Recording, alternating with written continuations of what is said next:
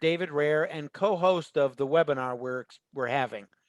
It is part of an ongoing webinar series produced by the Robotic Process Automation RPA initiative launched by the Center for Business Civic Engagement at the Schar School of Policy and Government, George Mason University. We have some great presenters with us today discussing careers and job opportunities in the RPA sector. Unfortunately, Gabrielle Parrott, Director of Federal RPA Community of Practice at the General Services Administration, Robotic Process Automation Division, will be unable to join us because of a scheduling conflict. We hope to have her back with us in the fall as the initiative continues to focus on how RPA adoption in the public sector can improve effectiveness, efficiency, and remove mundane and tedious tasks from public sector workers, allowing them to focus on higher value priorities within their organizations. I'm going to turn over our conversation to Doron Mutianu, advisor and co-founder of the RPA initiative and co-author of our first research paper, The Promise of RPA for the Public Sector, who will introduce our presenters. So Doron, take it away. Thank you, David. Indeed, today we are joined by such a distinguished group of guests. We have Anthony Funk, who is the founder and CEO of Amplitude 9, Michael Grace, co-owner of Vertical Apps, James Gregory, RPA Program Director of the General Services Administration, and lastly, two GMU or Mason alumni, Mandy Sweeney, Director of Intelligent Automation at KPMG, as well as Christopher Williams, Federal Intelligent Automation Manager at KPMG. This being said, how about we go ahead and we start this conversation? And James, I would like to kick it off with you and ask you, as someone who is involved with RPA across the federal government, where do you see demand for RPA employment in the public sector? Thank you. Hi, thank you, and thank you for having me today. I appreciate the opportunity to speak to everyone here at JMU. Actually, I don't live too far from it, so I'm very familiar with the campus. In terms of opportunities for people in the federal government, it's expansive, right, in terms of RPA and RPA programs starting in the federal government. Right now, we operate the RPA community of practice. We have over 1,300 federal employees who are members of the RPA community of practice, 65 agencies, and within their programs, there's a number of RPA programs, sub-programs, new programs. So there's a significant amount of opportunity there. Just for some notes, right? In 2019, Gartner named RPA the fastest growing segment in the world, right?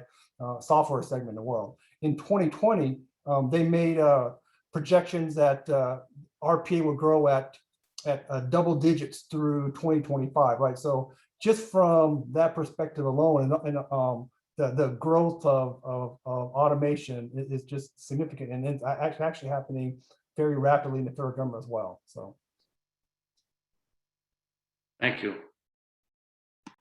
Well, let me just jump in and maybe go to Christopher then and say, Christopher, maybe you could answer the question for those people who may not be familiar with RPA, to talk a little bit about the technology without being too complicated, and then answer the question of why would anyone consider an RPA job opening? What are some of the general salaries? What do they need to know? What are the opportunities for them to make a career out of looking at the RPA technology issues? Sure. So, I mean, my view is that RPA has been around kind of forever. If you think about it, we use it daily. Hey Siri, set a timer for 10 o'clock. Hey Google, remind me at 9 p.m. To take the dog out.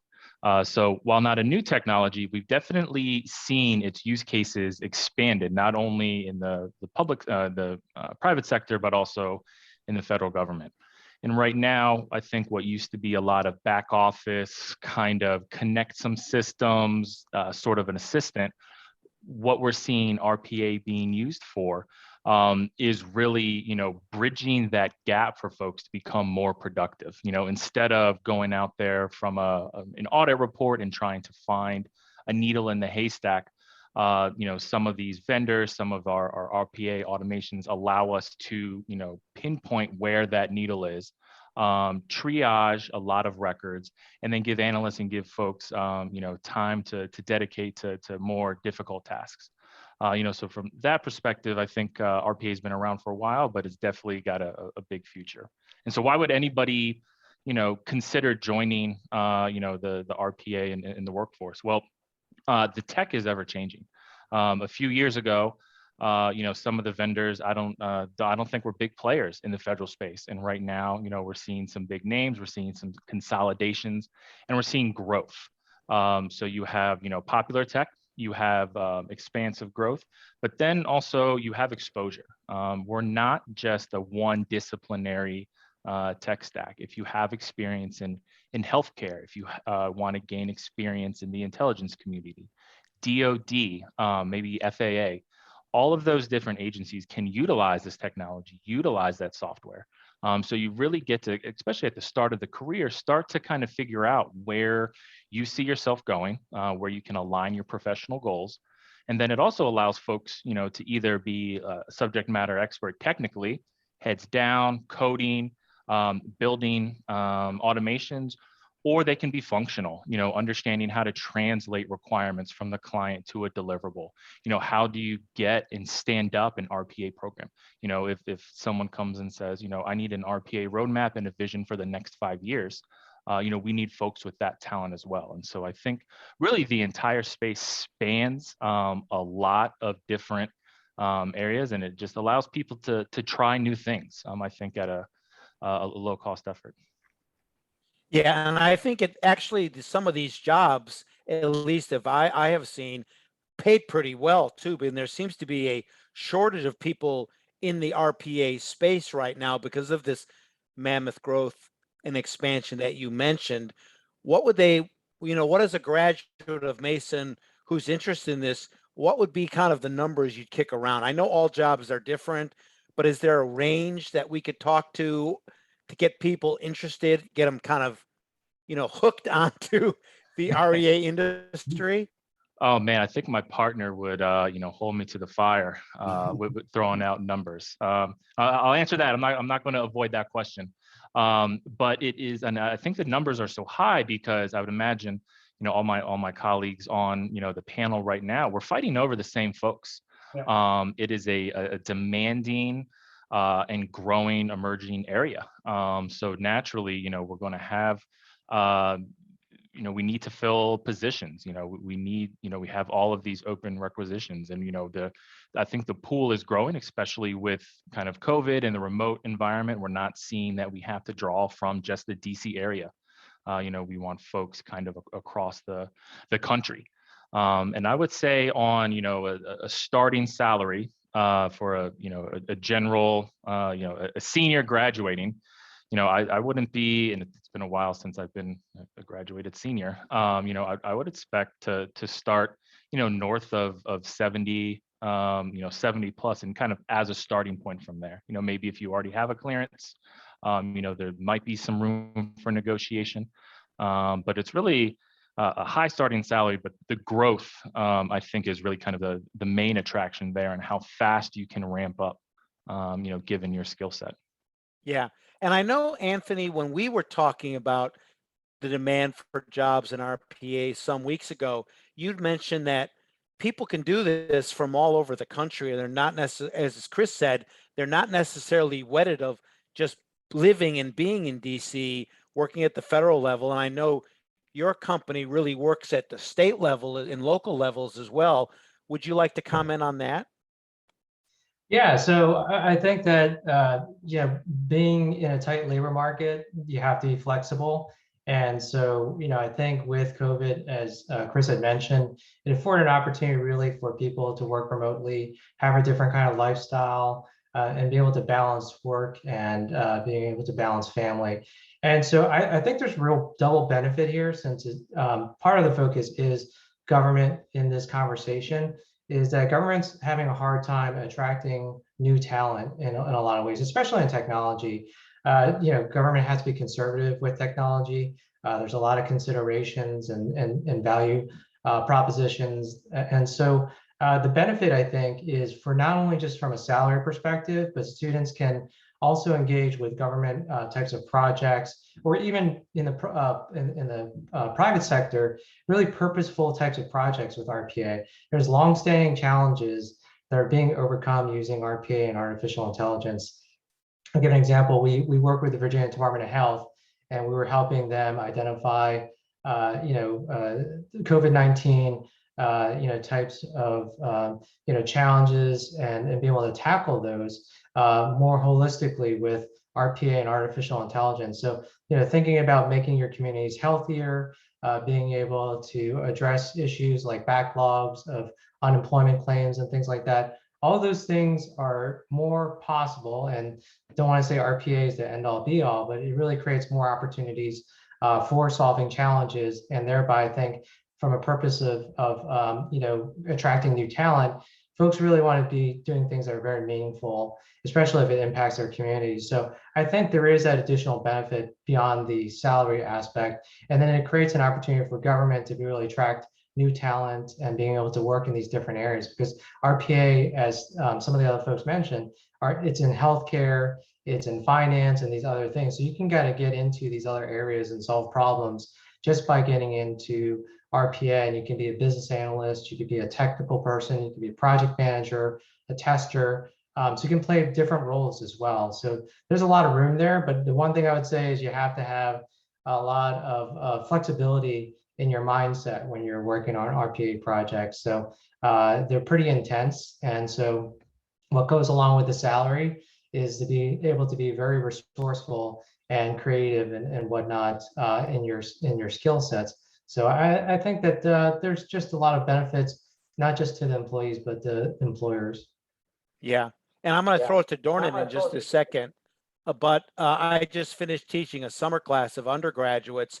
And of course, they all want to make money and do well, but they want to do more than that. They want to contribute back. They want to feel like they have meaning. And a number of the RPA projects that we spoke about, you mentioned just a few minutes ago, and we have some of them in our paper that we released, really give people a sense of doing something which not only benefits them economically, but benefits the quality of life of communities as well, all across the country, if not the world. Absolutely. That's exactly right, David. And as research shows, acceleration of RPA, it's happening not across the globe, while RPA market in the United States appears to be the number one as of now.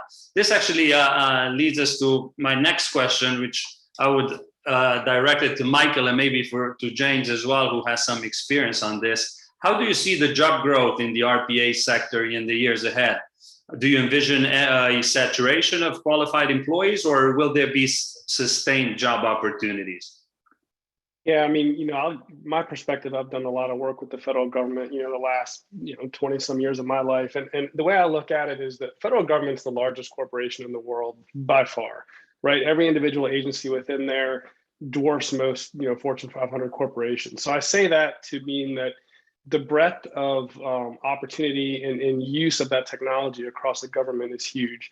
So the growth is definitely there. When you couple that with sort of, as we've learned more about RPA and have done a lot of interesting use cases, it's a multi-layered technology, meaning, everything from, you can have it as a secondary skill set where, you can automate some of your own processes when you're doing your general day-to-day work. But I think, from my view of it and where I look to hire talent is where we look at building automations that generate a huge amount of return on investment. What the RPA industry has done from a software perspective, if you look at most vendors, the software is priced very reasonably. So it's pretty simple to get a return on investment case where you automate a few key processes and you can have, the software and the folks used to build those automations, paid for within the first year very easily, and seeing a constant return on that investment over time as those are used.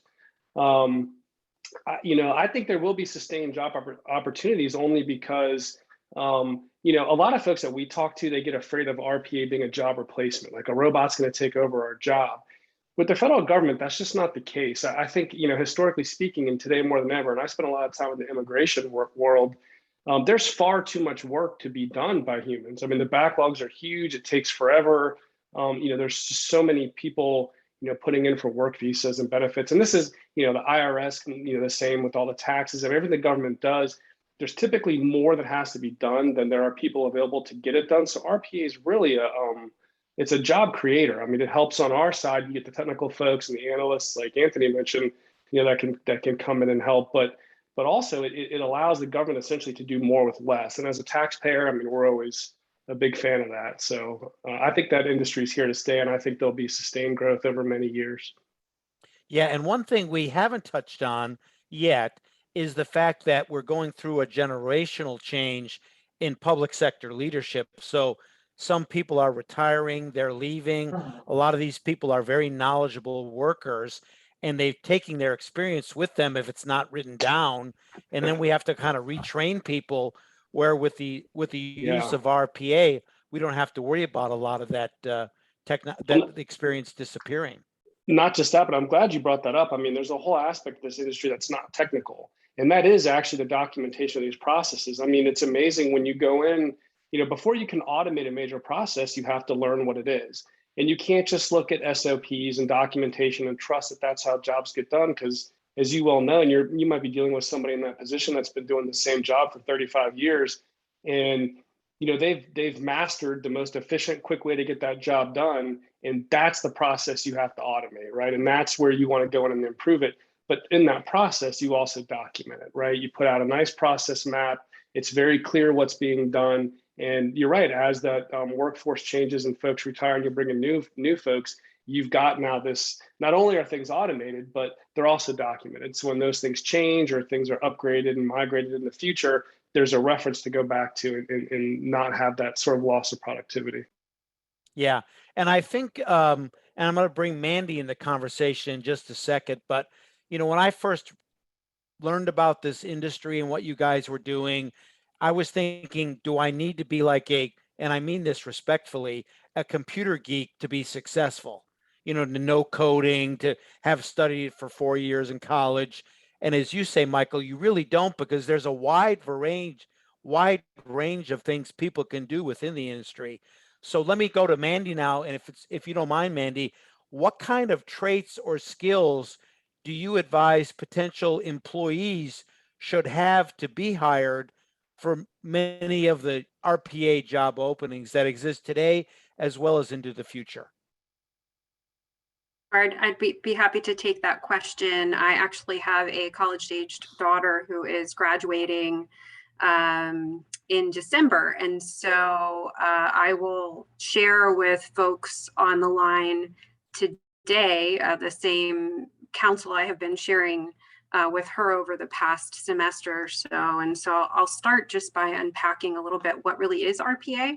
So robotic process automation, it's really task automation, not necessarily the automation of entire processes. Robotic process automation, when people say RPA, what they really mean is they're using a software platform that has a bunch of little tools in it that are low code, low or no code, that allow you, if you know how to use that particular toolkit, to reconstruct the digital tasks that a human would do on a computer. And the way that that's done in those platforms is essentially, it looks like you're building a flow chart with drag and drop commands for the bits of software that you're piecing together to replicate digital tasks. And so let's say, for example, somebody every Monday morning logs into System X, puts in their username and password, does 14 clicks to create a report with various filters, pulls that report down, sorts and filters it a bunch of ways, and then sends out emails to notify people of bits that are missing from the report that they need to go and fill in. If you are creating a robotic process automation solution or a bot to replicate or automate that process, you are using a solution like UiPath, Automation Anywhere, Blue Prism, and there are others, to essentially create a flow chart that writes behind the scenes a bot for you. So you're not necessarily writing the code, but you're using these tools in the toolkit to do so. And then when that code is triggered, then it will take over a machine, whether the machine is virtual or an actual computer, and it will execute those taskings. So that's what robotic process automation is. Robotic process automation is great in the federal government because there are a lot of old legacy systems that would be very difficult to rip and replace to create modernization and improvements.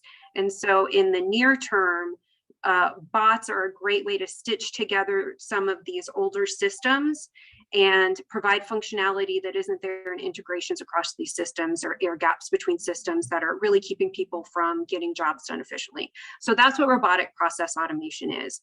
So on a robotic process automation team, there are a number of roles, as you've heard described on this panel so far.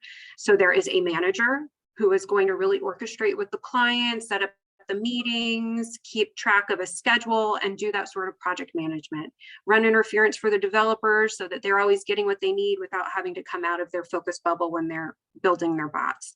There's a business analyst. The business analyst or the process analyst or the process engineer, their role is to understand that the business need, not exactly what someone said, oh, I point here, I click here. They're digging deeper, they're being curious, they're being consultative, they're trying to understand what was the goal of your process in the first place, why are you even doing this? And then they're going to design a better process. And then in theory, that's what your automation developer is going to replicate with that flow chart to create a bot, which is then going to be deployed. So there are a number of roles there. And then that's just one project team. And as you sort of ascend the leadership pipeline in the intelligent automation industry, you have folks like myself or Chris, my fellow alum who's on the line, who take on different roles. And that is just in the federal, I will say, the automation consulting sphere. And then there are other roles on the federal side, which counterparts can describe as well. So for me, as a leader in a consulting firm with responsibilities for hiring in new talent, I am looking for people who do not necessarily have a computer science degree, but who have demonstrated problem-solving skills, resourcefulness, communication skills, curiosity. People who are self-motivated to keep training and learning is key because these solutions change all the time. They're releasing new tools, they're improving. Companies are buying solutions and adding them into their suite. And so you really have to stay on your toes so that you know what the latest elements are in your technology stack. So those are some of the things that we're looking for. If you really want to make yourself a unicorn in the job market upon graduation, my recommendation to you is invest 40 hours in yourself. Go to an RPA vendor's website, whether it's Automation Anywhere, Blue Prism, or UiPath are just a few of them, and there are others. Microsoft Power Platform is another option. And take their free training and get a certification. If I saw someone come into an interview who had listened to panels like this, had some awareness of what robotic process automation was already, knew that the industry was dynamic, knew that it was growing, and they'd also taken some training in addition to their coursework at school, I would say, here's a motivated person who can get started with RPA. So I think my last comment there is, if you are investing in yourself to enter the job force in some capacity in RPA, don't just think you're going in for an RPA career, because just like any technology, this is going to change. 20 years from now, we might be giggling at this notion of RPA because we're going to move on. So look at it as a really strong entry point into a technology consulting career or a government career as on your way to technology leadership. Thank you, Mandy. Well, This excellent. great detailed explanation and guidance of how to approach these job opportunities and careers. Maybe hearing from a consulting standpoint, maybe we can ask James and after that Michael if they could touch upon from their perspective from the public sector, and also what kind of different type of jobs there are out there that need to be filled from your perspective. Initially, I like to echo a lot of what Mike and Mandy communicated. I mean, those are foundational skill sets and requirements for an RPA practitioner, right? So from my perspective in the federal government, the way I look at one of the ways I look at automation is it's a great tool to augment your existing skill set. For example, within my RPA program that I operate in GSA, all of our developers are former GSA employees that had business process tasks. They didn't come in with a IT technical background. They were the business process needs. They're very efficient at their work. They also had a technical capability as well. So what they did was they went through and took the class, took some initiative, to Mandy's point, took a little initiative, went to the training, got certified, and became developers for our team, right? So looking at RPA as a way to augment your skill set or your degree path is a good way to do it. You don't have to, there's not a requirement to come at it purely as an RPA practitioner. For example, if you graduate with a degree in some science degree where you work in a lab, you can use automation to help you in some of your lab activities, right? Aggregating information from samples, that type of thing. I mean, it's universal, right? I mean, looking at it as a tool is a good first step, but as you get more complex and more sophisticated automations, one thing you want to look at is getting more of some technical training so you can learn how to interact with other systems, right? A large part of what RPA can do is interact with existing applications, enterprise applications, email systems, procurement systems, financial systems, that type of thing. Understanding how to programmatically make those connections work is key. But on top of that, understanding the government's requirements as well is key as well, right? So in terms of how our perspective on RPA, I think it definitely can be used to augment your existing skill set. It can be your primary skill set. It's really a kind of universal tool that can be utilized in whatever profession that you pursue. So thank you. Yeah, and I want to build on that, James. I mean, I'll take the other angle. And we've talked about how you don't have to be so technical to get involved. But the other side of it is, and I'll full transparency, when I was first introduced to RPA several years ago, I came from a background of writing code. This is service-oriented architectures, cloud. And when I first learned of RPA, I thought, this just seems kind of, low bar technology, drag and drop. It's not going to ever really work. Well, we got into it in the team that I have and that we work with tends to be a bit more technical. And what we found, we built DevSecOps pipelines around these bots. When you talk about using this technology at enterprise scale, and you get into the unattended world, which means these robots can be spun up, be scalable in the cloud. They can run in a completely automated fashion. If you are technical and you're watching this and you find this interesting, there is a place for you, because some of the biggest ROI and the biggest automations are ones where you have to leverage APIs. Data science, we talk about machine learning and AI. In fact, I think Anthony mentioned it, briefly earlier. That's the next iteration of this technology. I mean, especially in the public sector, you want to try to manage by exception, meaning when the data is there and everything is simple, and a lot of the government work is citizens or others applying for things and needing a service from the government.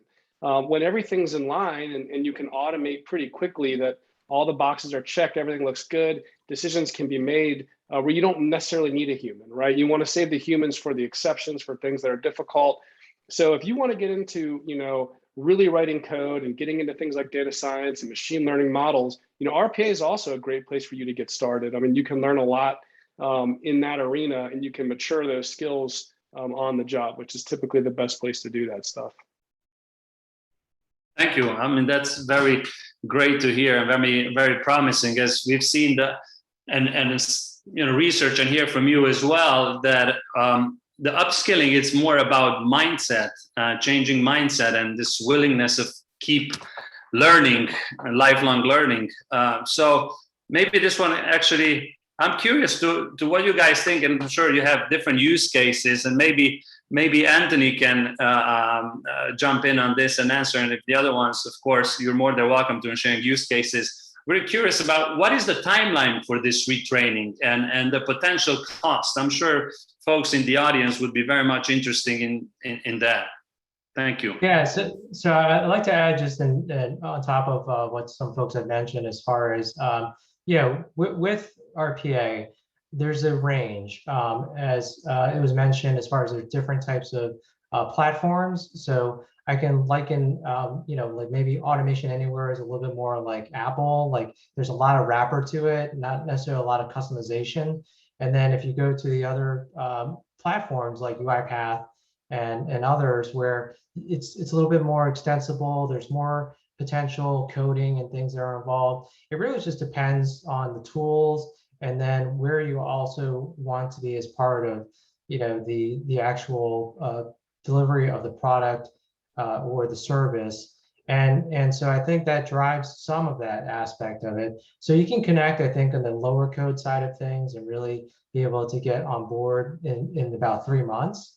I think it's important not just to go through the courses, but actually go through the exercises. I think, what we look for with folks who are looking for employment is best practices. Really scalable automations require that you have interoperability and best practices embedded, because some of these automations are very fragile when you talk about web automations and things constantly changing, and there's different ways to address problems or a way to tackle something in terms of automation. So I think it's important to be able to, have best practices, be upskilled at a point where, at least you'll be able to put that into practice. So you may not have the ability to, have the time to be able to get on a project, with a company, but if you can even show, your own portfolio of things that you tried on your own, you go in and you have to log into 10 different websites to, book a flight and your vacation and say, hey, this is what I did with automation to do that personally. I think that gets you motivated because it's something that you want to automate for yourself and get done, but it's something that you can showcase as a student or someone that's retraining in the workforce into another job to be able to show how you're able to use that. And then again, if you can add those best practices in there, I think that's another value add that people will, it'll perk their ears, on top of that. And then that generally follows on to a certification that you can get through these different platforms and the companies. That's another, I think, level of a distinction that people look for in terms of developers. And sometimes it's built into the position descriptions or the requirements for government contracts. And I'm hoping it's going to break down the barriers even more so around the 4-year degree. It really gives the opportunity for folks who are retraining in the workforce, they're affected by displacement, to be able to get a certificate, get some good experience. And I know I would hire someone who has that certificate and expertise. We just got to be able to try to lower the barrier of just having a 4-year degree as the gateway to some of these jobs. Right. And let me follow up with that. And we've seen there's like a wide ranging applicability to people who come into RPA, and maybe ask Mandy from the consulting side. I know that when I've dealt with people in the government and the public sector, you also have to have skills on like how to listen, how to map out these practices that they're using now. Is there anything unique that people need to understand or learn so they're successful at that? That's a really great question. I think that to go back to an earlier point that I suggested is having a consultative mindset. And let's maybe just for the sake of simplicity, focus on maybe seniors who are heading into interviews and hoping to end their college career with an offer letter in hand. We know that maybe you've had some internships, but otherwise maybe you've not been exposed to consulting because you've been a student.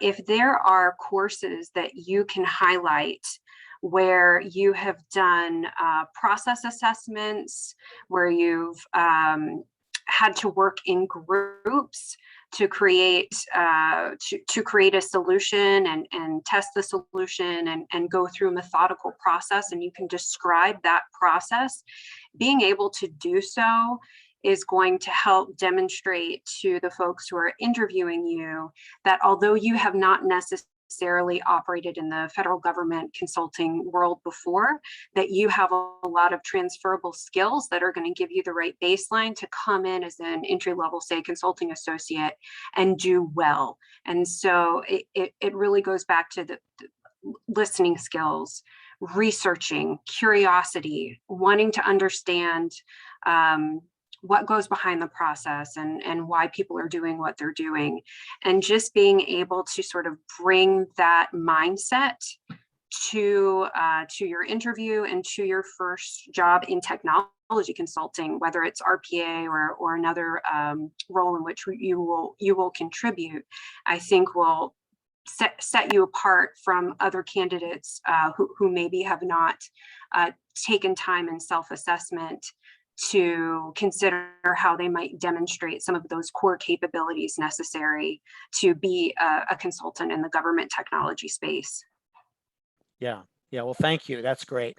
So are there any other technical or non-technical, not degrees, but certificates or kind of badges of distinction that you need to wear in order to come into RPA, whether it's consulting or through private businesses working for one vendor, et cetera? Like, do you need to have a certain level of accreditation on something for people to take you more seriously than other people, other than getting trained by the providers of the resources?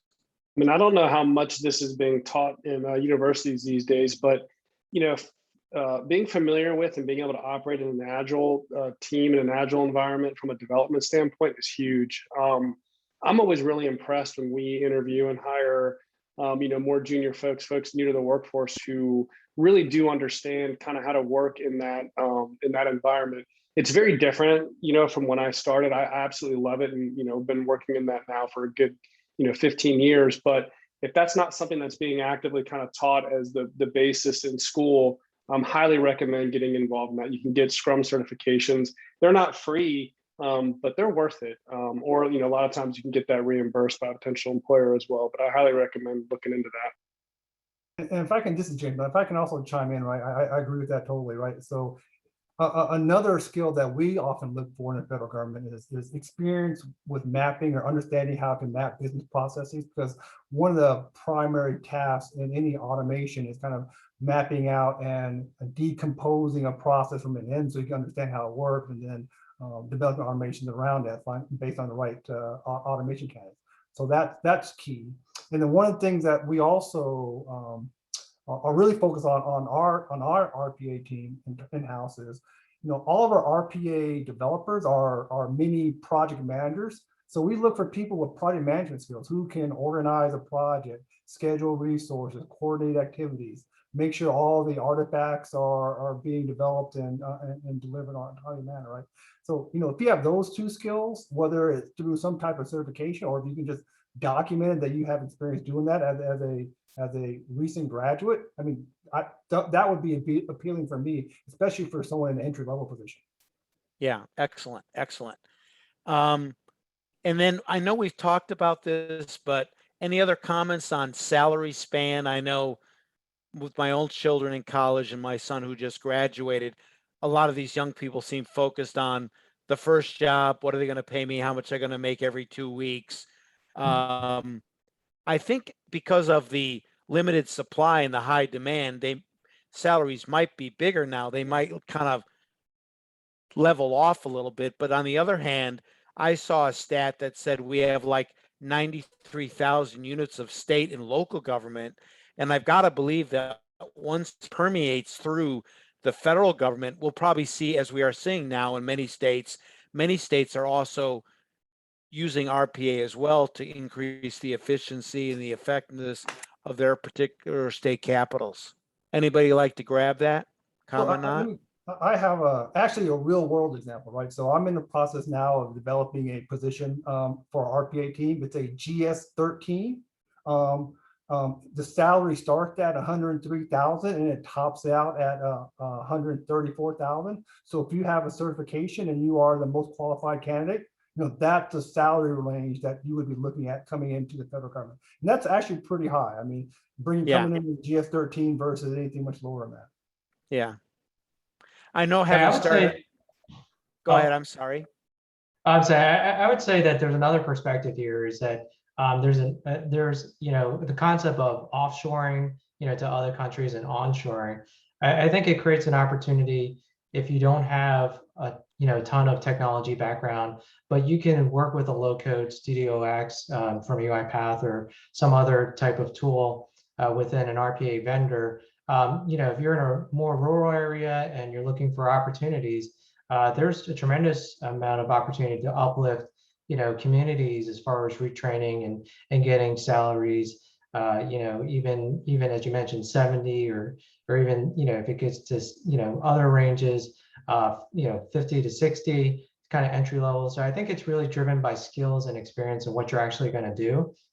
But I think, if you do the more low code, more, wrapped around type of automations that you can start off with, it may not hit the 70 mark, but certainly there's a lot of potential for, 50 and 60. And it creates an opportunity for communities to really engage through, with technology to be able to create jobs. Right. And you could also pick the place you live too. Yep. As opposed Absolutely. to having the business pick the place for you. If you want the job, you got to show up in Washington, D.C. or whatever. That's a great. Yeah, I got to mention. Go ahead. I'm sorry. I just wanted to mention change management, and that encompasses a lot of things. Is that a lot of these RPA projects are like the first one in organizations. So another skill that's important, I think, and creates value for yourself is being able to work through change management, setting those client expectations and looking ahead and identifying where the bumps may be, whether it's a technology policy or an organizational policy that's going to have to change. I mean, RPA is a paradigm shift where you have a digital worker and there's accommodations that have to happen. As a user has to change their password every 180 days. You have to account for that in terms of a bot. What do you do for that? Who's responsible for that bot? So there's a lot of questions that people are going to ask on an engagement, and you have to be ready to be able to navigate through those change management processes. So that's an invaluable piece, I think. If you've gone through other types of technologies that have been first in and have those skills and experiences, that's really a value. Yeah, and if I could just chime Anthony, in. Sorry, man. Go ahead. I was just going to highlight what Anthony was saying there and maybe extend upon it. And so if you were to begin your career with a job in the RPA space, that's going to open an entire universe of career opportunities to you, whether it's process improvement, whether it's technology strategy, whether or not it's AI policy, being a change management specialist. There are a number of branches that could spring forth from that seed that you plant. And I would say of the seeds that you could plant in your first job, this one is a relatively high paying one, and it's easy to differentiate yourself with a certification, the knowledge you're even picking up in this webinar. Being able to converse with a hiring manager about some of the topics we're discussing today will set you apart, because very few college students even know what RPA stands for, right? So I would say, bear that in mind. And although we could be describing unicorns to you today and make it seem like it's kind of I wouldn't want anybody to walk away feeling intimidated, feeling like I need to take 10 more classes, I need a new minor. You don't. But if you are strategic about a couple ways to differentiate yourself, your job possibilities are going to be very strong upon graduation, and your career prospects springing forth from that initial job will be equally as strong if you're willing to stay curious and adapt to the technology market, which is constantly changing. Yeah, and again, let me just kind of chime in on what Anthony mentioned earlier, right? There is a lot of flexibility with programming RPA. For example, all of my GSA developers, they don't live in the DC metro area. They're all over the country, which is provides a great bit of flexibility for first-time students who not sure where they want to live, but have a very solid career. I mean, that's a great opportunity for them to have that flexibility. Thank you. I think what we see here, there's lots of skills and competences that maybe some academic institutions are having it in their curricula already, or they are exploring it. But this is definitely, that's something that it sounds very interesting for a student or maybe a high school student who's looking to graduate and looking to enter the workforce and the labor market. So I'm just curious, like, how can colleges and universities, from your perspective, help produce, qualified and competent workers so they are prepared to enter this RPA sector and employees? And maybe Chris, you can jump in here and. Yeah, thank you. And so I think to answer that question, it starts with these kind of forums.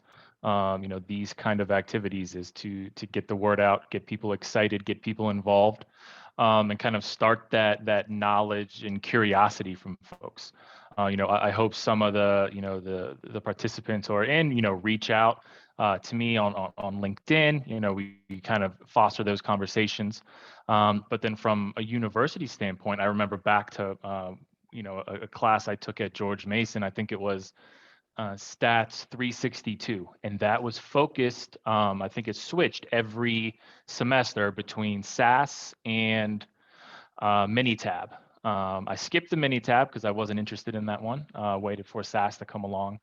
And we were able to use tools that the government uses, that the finance sector uses, that I was interested in. I was able to learn. I got certified in base SAS. I think at the time it was 9.1, so a couple versions ago. But if there are extra classes or seminars that are able to focus on some of these vendors for that exposure. I think as we see the demand signals from the government, as we see the demand signals from the private side hiring, you can probably look at job descriptions and see what tools are hot right now, and kind of incorporate that into some sort of curriculum, some sort of own set aside, and allow students to start exploring it, learning and coming out of their sophomore year into internships with a certification or understanding. Same with junior or senior year. So I think kind of these forums and getting started with that is a great first step. And Dorian, I think that what Chris is mentioning as far as experiential learning, Mason and other universities can have these students work on projects. You all have mini enterprises yourself with different fiefdoms and challenges and opportunities that can benefit with RPA solving challenges. So I think it'd be a double benefit for the university, where you have those departmental challenges that can be solved with RPA and have those students involved, have a capstone project. Those are things that people can showcase in a profile. They can record the automation running from beginning to end, describe what they did on the project, and sort of stuff. That's huge. If we can see actually what they did, and they can describe, like they open up Studio and say, I use these activities, I know how to deal with selectors and things like that. Massive, massive advantage over other candidates if they can actually demonstrate their competencies. Yeah. Well, thank you, Anthony. So I've seen that we've got a number of questions that came up in the Q&A, which have already been answered. But if anyone else has a question, they should offer one up now, who is watching us today, because we're getting close to the 3 o'clock mark, and we're gonna end at 3 p.m. not to waste anyone's time and not to waste your time. But I want to ask the entire group, and we can start maybe with Michael and go all the way through with Dornan. We've covered a lot of ground today. What final advice would you leave with our viewers, the students, people who are interested in pursuing careers in RPA, is like the thing they should remember most? I mean, if I'm going first, I'm going to steal from Mandy. I mean, I think she hit it on the head when it's, take the opportunity. Here's the crazy thing. This training and these certifications for most of the vendors, they're free. I mean, it's literally, you can go on, it's all self-directed online. You can find classes where there's an instructor, but I don't think it's necessary. I highly recommend go and do it. I mean, if even just to test and see, how much you like it or if it sparks your interest. But I think that's the number one thing you could do is add one of those certifications to your degree. And I mean, I'd hire you tomorrow, probably. Anthony, what about you? Any final thoughts? Yeah, absolutely. As I mentioned before, and a lot of panelists have really hit home. This is an exciting technology. There's lots of opportunity. You mentioned there's high-paying jobs. There's a lot of purpose with a lot of these projects. So that's a tremendous opportunity. But it also allows you to extend into other areas like AI, data, analytics, and cyber. The key is just being flexible, adaptive, and resourceful. So I think if you like change, this is the right career for you. And James, what about you? Any final thoughts? Yeah, I mean, I have some general concepts I think definitely apply to RPA. First being, believe in yourself. You are the best investment you have. Invest the time in new technology, new opportunities to learn, and make the most of it. Always be prepared. I mean, every meeting is an interview, right? So that's what I tell my folks that I work with. So just be prepared. Be a good partner. Be a very good partner in terms of working with people. It's all about people. In the end of the day, it's all about getting along with people, working with people, being able to help out, being seen as a resource. So just kind of keep those concepts going as you progress through your academic career, and then when you come to the workforce, you'll really pay dividends. Yeah, and we've just got another question that maybe Mandy or Chris want to take, as well as anyone else. But where do you get consultative training? Are there any good online courses? Is the question. So I'll go first and leave Mandy with parting thoughts. From just pure consulting, I don't have recommendations there, but I will say that the one class that I took in undergrad that I think I've been able to pull that thread on and kind of reach back and use over the years has been public speaking. Part of the public speaking curriculum was building confidence, knowing how to deconstruct a problem, present an argument, and kind of influence folks to your side. And whether you're arguing, side A or side B, almost the content for the class, it didn't matter, but rather, you had to make logical, factual, and a compelling argument. That's, I think, a lot of those skills, unknowingly at the time, I took it because it was, I had to fill some credits, but looking back, a lot of those skills I use this day. Sometimes you do have to influence your directors, your managers, your partners. You have to sell yourself. You have to give them a reason to believe in you. You have to change some opinions.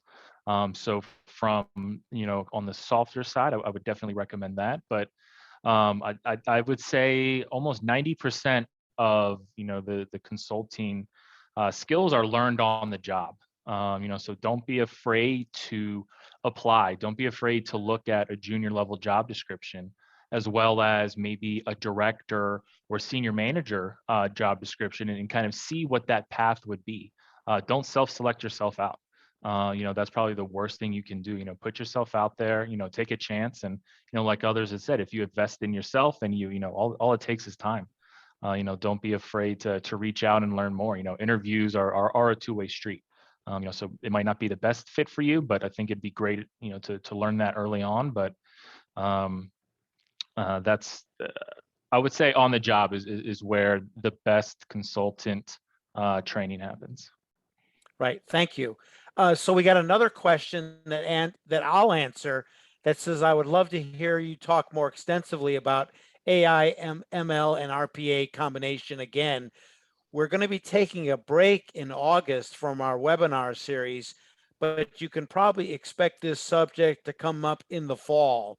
The industry's fast moving. I know a lot of businesses, a lot of the providers already looking at ML and AI, and we'll probably do something on kind of the state of the industry as it's swirling forward in the future. So just make sure that you stay attention. You maybe can sign up for getting information from us at the RPA initiative at George Mason, or you can just, when you get an invitation to join, or you see something on LinkedIn or Facebook about another webinar coming up, please feel free to join us. So maybe I know, Chris, I'm sorry, I put you on the spot a second ago, but any final comments, or do you think you pretty much covered everything? I think we're good there. I might have cut Mandy off. Curious on her thoughts on how to be a good consultant, because I'm also taking notes from her as well. Right. So Mandy, if you don't mind, why don't we end with you on your final thoughts for the students and all those viewers? Well, what an honor. Well, it has been wonderful being here with everyone today. I think that I just want to congratulate everybody who took the initiative to come in and learn more about this topic. This is an investment in yourself and your own career. So I would just say, if there's any takeaways from today's webinar, is we're hiring. I think everybody that you see in this panel is hiring, and we want to see you succeed. And Chris and I, especially because we're Mason alumni. So don't be shy, reach out to us with additional questions. And we want to see you embark on a rewarding career as we have. So don't limit yourself, and we'd love to hear from you again. Yeah, so we're going to call it a close now, and I want to thank our terrific guests for participating and urge you all to continue to follow the RPA initiative. All the webinars are on our website, so if you want to see this again, maybe to reinforce some of the messages, maybe to say, okay, now I've looked at my classes and everything I should be doing, I don't want to forget anything, feel free to, we record everything and we put it on there so people can benefit from us. Our webinar series will take a break, as I mentioned, in August, short break, and be back in September with some exciting new topics as well. And with that, best wishes, and everybody have a great day. And again, I want to thank the great panelists for taking their time and providing us with great information. So thank you all very much.